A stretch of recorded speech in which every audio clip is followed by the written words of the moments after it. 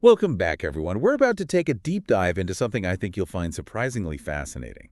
Sand casting. Yeah, it's one of those things, you've probably heard the term, You heard of it. but might not really know the Right, details. exactly. So that's what we're here for today. Yeah, what is sand casting? Oh. I know we use it for metal objects, but how does it actually work? What's going on there? Well, at its core, it's about capturing a shape. Okay. You have a three-dimensional model, like a blueprint, for Yeah. the final object, Okay. and this model is called a pattern. Okay, a pattern. It's typically made from wood, plastic, or metal. Gotcha. So like the original, but not the final material. Exactly. Yeah. Now, we take this pattern and we pack special sand all around it, Okay.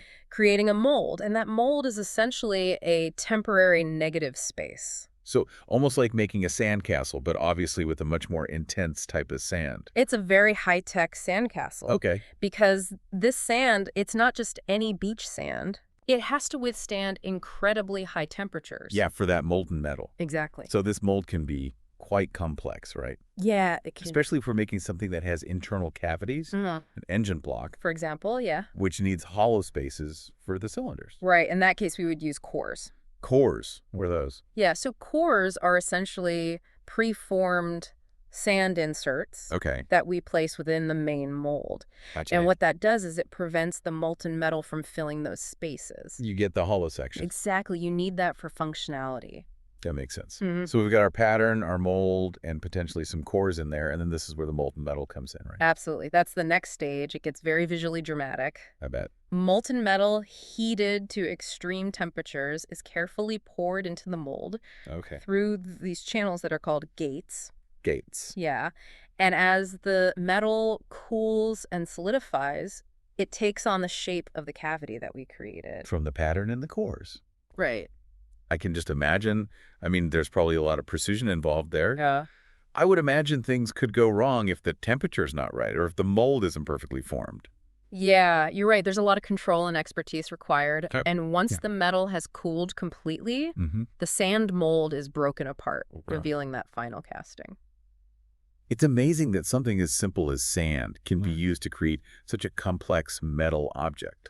It is remarkable, isn't it? Yeah. And what's even more interesting is that we can use this same process to create one-of-a-kind pieces or mass-produced items. Wait, so something as unique as a bronze sculpture could be made with the same technique that's used to manufacture, like, hundreds of car parts. Precisely. And that versatility is one of the reasons why this technique has remained relevant for so long. Wow, that's really interesting. From ancient tools and weapons to modern-day engine blocks. Yeah.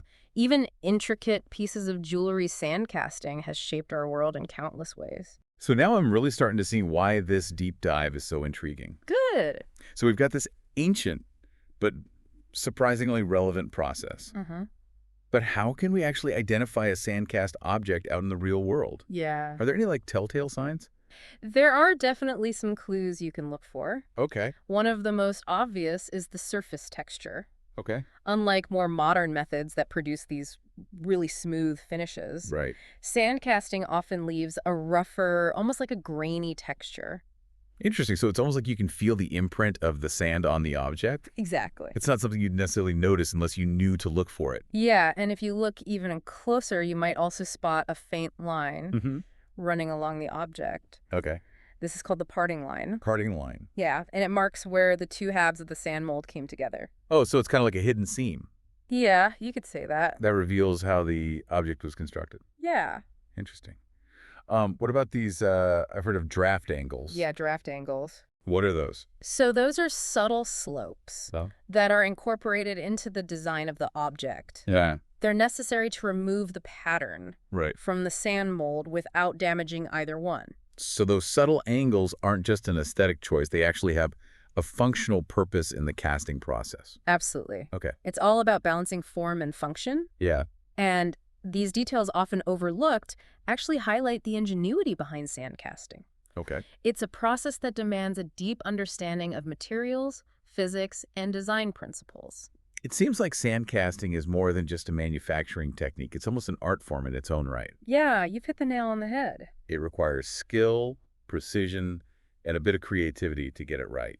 Yeah, and as we delve further into the advantages and disadvantages of sandcasting, you'll see how all those factors play into its relevance today in a world of all these ever-evolving technologies. I'm ready to keep exploring. So for our listeners who are just joining us, we've laid the groundwork for understanding this fascinating world of sandcasting. Yes. We've explored the basic process, from the initial pattern to the dramatic pour of the molten metal, and we've even learned how to spot a sandcast object out in the wild. Right. But this is just the beginning. Yeah. Next, we'll take a closer look at the unique benefits and challenges that come with this technique and uncover why it remains such a valuable tool for both artists and engineers.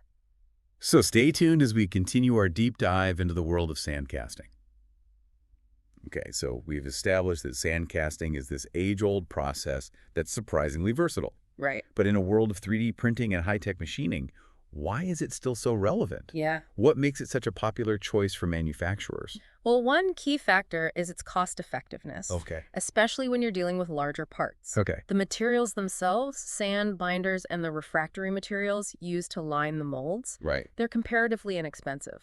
And the process itself, while it does require skill, isn't as capital intensive as some of these newer technologies. That makes sense. I imagine the initial investment for setting up a sandcasting operation is significantly lower than investing in a massive 3D printer or a complex CNC machining center. Exactly. Yeah. And that affordability makes sandcasting a very attractive option for both small-scale artisans and Wow. large-scale industrial manufacturers. Okay. But it's not just about cost. Okay. Sandcasting also excels when it comes to creating complex shapes. Yeah, we talked about those intricate cores. Exactly. How they're used to create these internal cavities and intricate geometries. Right. That would be pretty much impossible with other casting methods. Yeah, it'd be very difficult.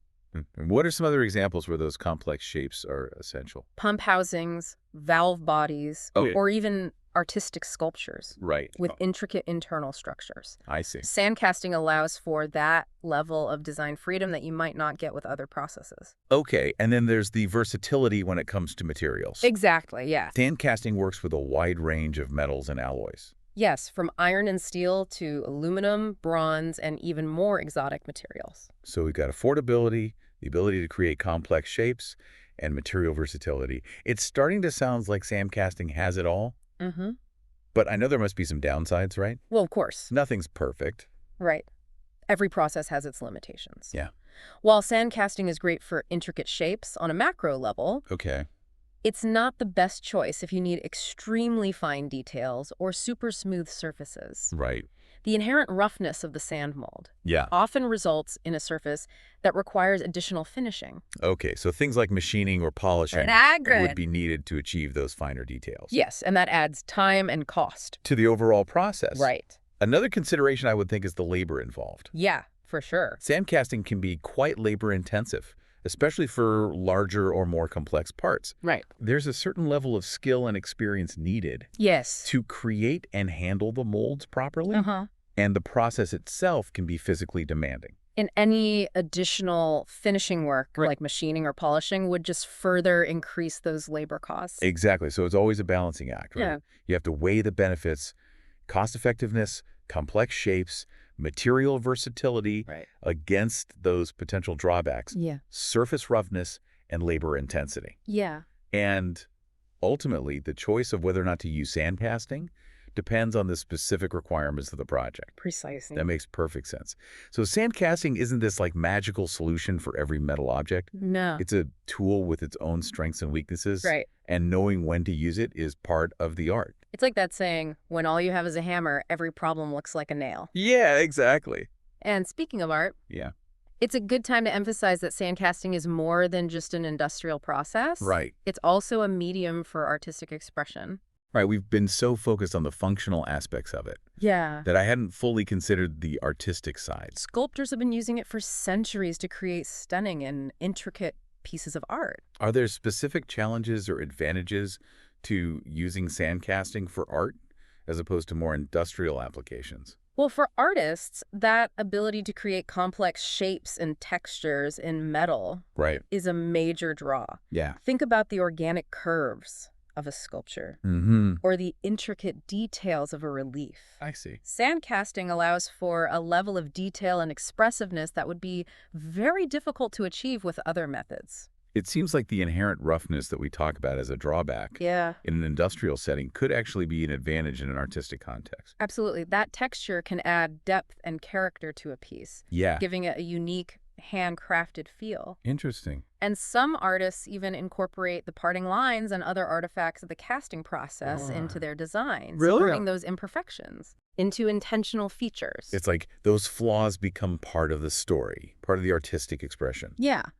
So we've got industrial applications, artistic applications. We've touched on the pros and cons, but I feel like there's a bigger picture we're missing. Yeah. What's that? What does sandcasting tell us about the broader context of manufacturing and design? That's a great question. One of the most fascinating things about sandcasting is its historical significance. Right. We've mentioned that it's been around for centuries, Yeah. but let's really delve into that. Okay. Imagine early civilizations using this process Right. to create tools, weapons, and even decorative objects. Yeah. It's mind-boggling to think that a process developed so long ago is still in use today, Yeah. often for very similar purposes. I know, it's incredible. It speaks to the ingenuity of those early craftspeople Yes. and the enduring relevance of this technique. Absolutely. And as we trace the evolution of sandcasting through history, we see how it's adapted and evolved alongside these technological advancements. Right. From the early hand-carved molds to the use of 3D printed patterns, Oh, wow. and even the integration of robotics in modern foundries. It's like a testament to the power of a fundamental concept, Mm-hmm. a core idea Yeah. that can be adapted and refined to meet the demands of new eras. Right. But with all this talk of history and evolution, Yeah. we can't forget about the future. Of course not. What does the future hold for sandcasting in a world that's increasingly focused on sustainability and minimizing environmental impact?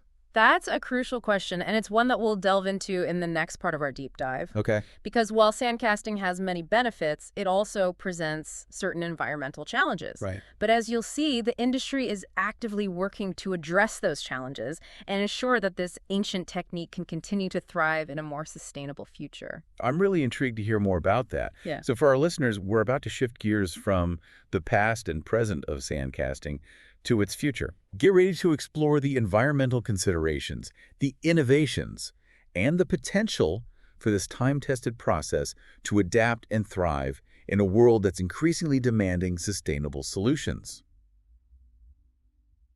All right, so we've journeyed through the history, the mechanics, even the artistry of sandcasting. We have. But as we move further into the 21st century, there's this crucial question that we need to address. What's that? What about its environmental impact? Yeah, it's a topic that's impossible to ignore. Right. Any industrial process, especially one as resource-intensive as sandcasting, has environmental considerations that need careful examination. So where do those considerations start? I mean, is it the sheer volume of sand that's used in the process? Well, that's certainly a major factor. We're Right. not just talking about any sand here. Right. Foundries use specific types of sand with the right properties for high-temperature casting, Okay. sourcing, and processing. That sand can have a significant ecological footprint. Especially if it's not managed responsibly. So it's not as simple as scooping up some sand from the beach and pouring molten metal into it. No, not quite. Okay.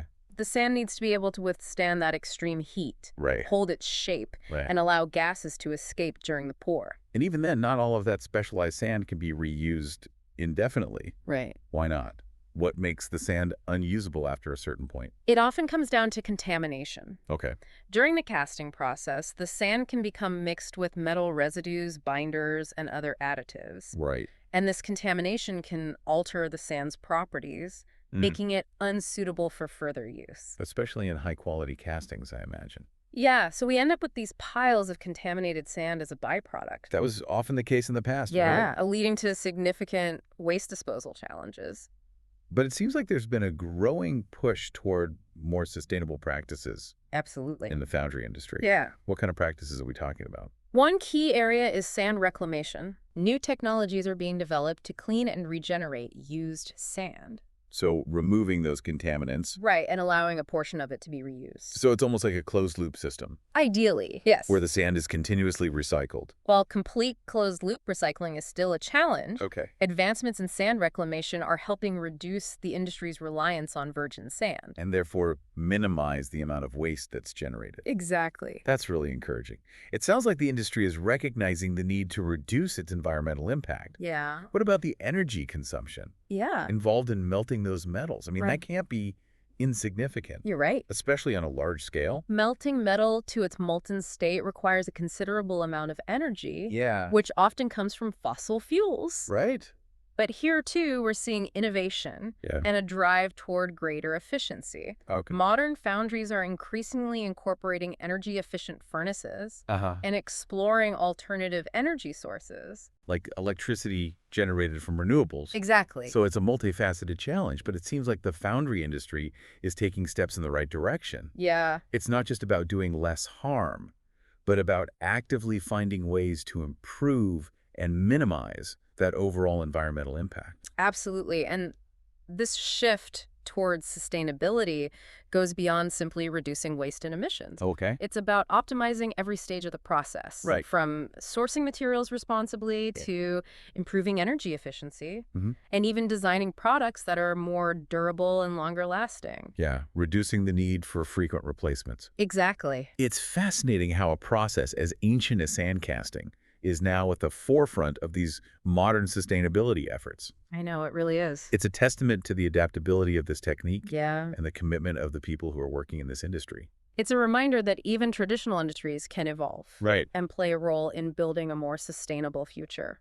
And for you, as someone who's now delved deeper into this world of sandcasting, it adds another layer to your understanding. It does. We started this deep dive just wanting to understand a process, Right. but we've uncovered so much more. We have. We've seen its historical significance, Yeah. explored its artistic potential, Mm-hmm. and even grappled with its environmental challenges. Yeah, it's about connecting the dots. Right. Seeing how something as seemingly simple as pouring molten metal into a sand mold can be intertwined with art, history, Is that true, too? engineering, Yeah. and even the future of our planet. Yeah, the next time you see a metal object, whether it's a manhole cover on the street or a sculpture in a museum, Right. take a moment to consider its story. Yeah. Was it born from the heat and the pressure of a sandcasting foundry? Good question. What skilled hands guided its creation? And what steps were taken to minimize its environmental impact? Let this deep dive be a reminder that even the most everyday objects have these fascinating stories to tell. Stories that connect us to the past, the present, and the possibilities of a more sustainable future. Absolutely. Thanks for joining us on this deep dive. Thanks for having me. We hope you've gained a newfound appreciation for the world of sandcasting and the intricate dance between ingenuity and responsibility that shapes the objects all around us.